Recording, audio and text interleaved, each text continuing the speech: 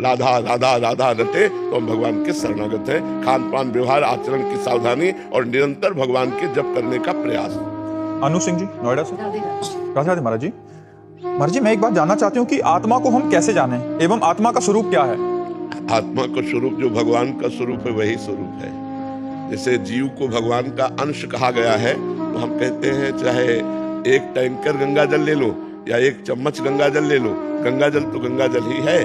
ऐसे ही परमात्मा का अंश कहो चाहे वो अंशांश कहो, वो पूर्णमदः पूर्णमिदं पूर्णात् पूर्णमुदच्यते पूर्णस्य पूर्णमादाय पूर्णमेवावशिष्यते। वो परमात्मा पूर्ण है तो उसका अंश भी पूर्ण है। तो जो आत्मा है वो पूर्ण परमात्मा स्वरूप ही है, पर वो देह भाव में हो जाने के कारण स्त्री और पुरुष भाव को प्राप्त हो गया। इसीलिए वो अपने को न जानकर 3.5 हाथ के शरीर में रहते हुए, सबके हाथों से नापो तो 3.5 हाथ का शरीर है, इसमें रहते हुए 50 वर्ष हो जाते हैं। हम अपने आप को नहीं जान पाते। हम अपने आप को इस 5 भौतिक ढांचे को ही मानते हैं। ये जो 5 भौतिक ढांचा है हम मानते हैं हम यही है। यही अज्ञान है और यही बार बार जन्म मरण का हेतु बनता है। अगर हम अपने स्वरूप को जान जाए तो हमारा मोक्ष हो जाए। उस स्वरूप को जानने के लिए पहला नियम है सदगुरु की शरण होना। जैसे हमें कहीं भी जाना तो गाइड की जरूरत है, क्योंकि हम जहाँ नहीं जानते हैं वहां हमें गाइड चाहिए। तो हम मोक्ष मार्ग को नहीं जानते हैं, आत्मा को नहीं जानते हैं, तो जो आत्म स्वरूप को प्राप्त हो चुके हैं ऐसे संत को गुरु रूप में वर्णन करें। गुरु बहुत सावधानी से बनाना चाहिए। ऐसा नहीं कि किसी के प्रवचन सुन करके हम किसी को गुरु बना लें। प्रवचन तो पढ़ लिख के भी किया जा सकता है, लेकिन अनुभव, पार ब्रह्म परमात्मा का अनुभव किए हो और शाब्द ब्रह्म वेदों का ज्ञान रखता हो, दोनों बातें होनी चाहिए। क्योंकि यदि वो पर ब्रह्म का अनुभव नहीं किए तो केवल प्रवचन से बात बनने वाली नहीं, और उसे शब्द ब्रह्म वेदों का ज्ञान नहीं है तो जो अनुभव किया वो शब्दों में कैसे व्यक्त करे। इसलिए दोनों बातें होनी चाहिए, शब्द ब्रह्म का ज्ञान और पर ब्रह्म का ज्ञान। ऐसे यदि हम सदगुरु का वर्ण करें और उनके बताए हुए नाम मंत्र और उन साधना के द्वारा यदि हम अपने जीवन को भागवतिक बना सके तो धीरे धीरे हमारे पहले 3 शरीर हैं। यह है स्थूल शरीर, इससे राग नष्ट होगा।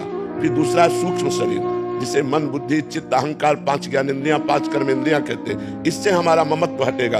तीसरा है कारण शरीर जिसे स्वभाव कहते हैं, हमारा स्वभाव परमात्मिक हो जाएगा, भागवतिक हो जाएगा। अभी सांसारिक है, 3 गुणों के द्वारा प्रेरित होकर स्वभाव में हमारे कभी शांत कभी घोर कभी प्रमाद आलस्य निद्रा यही चलता रहता है। सतोगुण रजोगुण तमोगुण, तीनों गुणों से तीत हो जाए, ऊपर हो जाए हमारा स्वभाव, भगवत भाव वाला हो जाए, तब हम अपने स्वरूप को जान पाएंगे। इसलिए स्वरूप का बोध प्राप्त करने के लिए पहले विवेक, और वो सदगुरु से होता है। बिना सत्संग विवेक न हुई, बिना सत्संग के विवेक नहीं होता। पहले विवेक, विवेक का मतलब क्या है?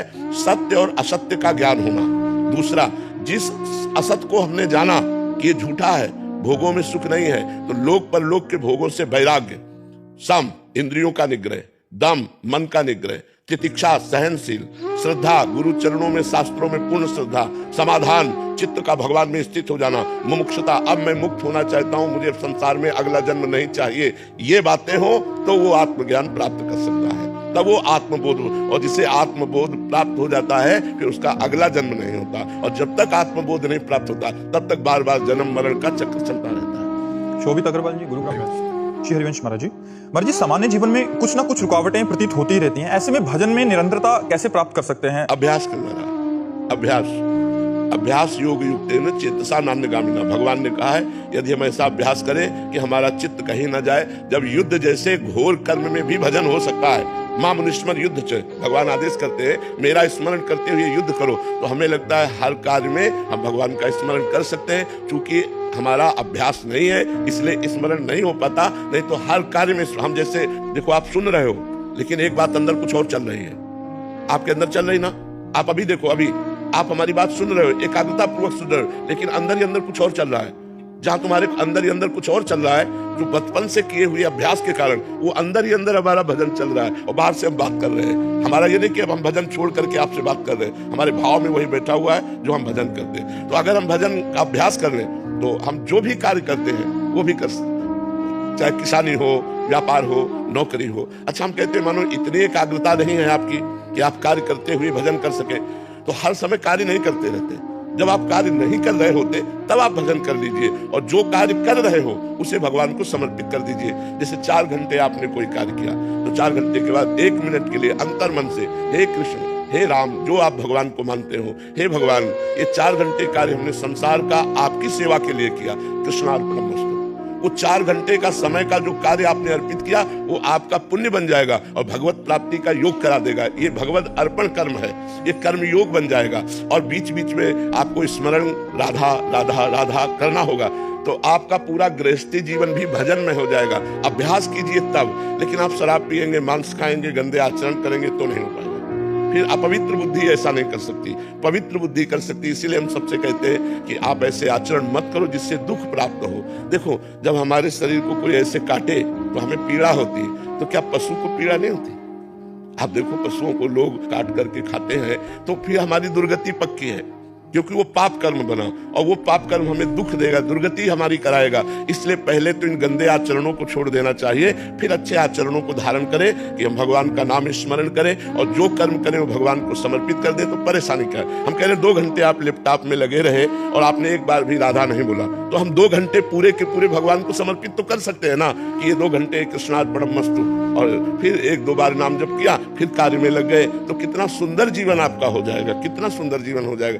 जैसे मानो डॉक्टर है, अब वो अपने मरीज को पहली दृष्टि में देखे कि मेरे भगवान इस रूप में आए हुए हैं, मुझे सेवा दी है भगवान ने, और जितना ज्ञान है उसके अनुसार वो उसकी सेवा करे, और जितना समय लगा उस समय को कृष्णार्पणमस्तु कर दे, तो एक यज्ञ करने से जो फल मिलेगा वही उस डॉक्टर को उस मरीज की सेवा करने से फल मिलेगा। ऐसे ही अपने अपने डिपार्टमेंट में जहां हम लगे हैं, ईमानदारी से यदि हम अपने कर्तव्य का पालन करते हैं और अपना कर्तव्य भगवान को समर्पित कर देते हैं, तो वही भगवान की पूजा हो जाती है, वही भगवत प्राप्ति का हेतु हो जाता है।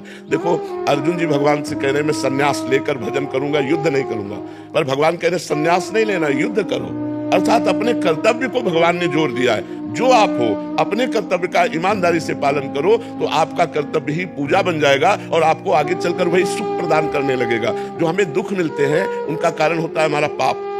पाप ही हमारे रोग के रूप में, विपत्ति के रूप में, दुख के रूप में, नाना प्रकार की ऐसी समस्याओं के रूप में प्रकट होता है, जो हम बहुत विचलित हो जाते हैं। अगर हम नाम जप करेंगे, हमारे पाप नष्ट हो जाएंगे तो हम सुखी रहेंगे। चाहे जितना कष्ट हो, यदि भगवान का नाम जप किया जाता है तो उस कष्ट में भी एक आनंद रहता है। भगवान से जुड़ने में न रुपए की जरूरत है, न किसी के सहयोग की जरूरत है। राधा राधा राधा, कृष्ण कृष्ण कृष्ण, केवल नाम जप करते हुए अंदर से भगवान के आश्रित हो जाओ और जो कर्म कर रहे हो वो भगवान को समर्पित करो। फिर आप देख लो आपका जीवन कितना आनंदमय हो जाएगा। सोनिया अग्रवाल जी, दिल्ली से। राधे राधे महाराज जी, आपके चरणों में कोटि कोटि प्रणाम। महाराज जी, प्रेम और मोह में क्या अंतर है?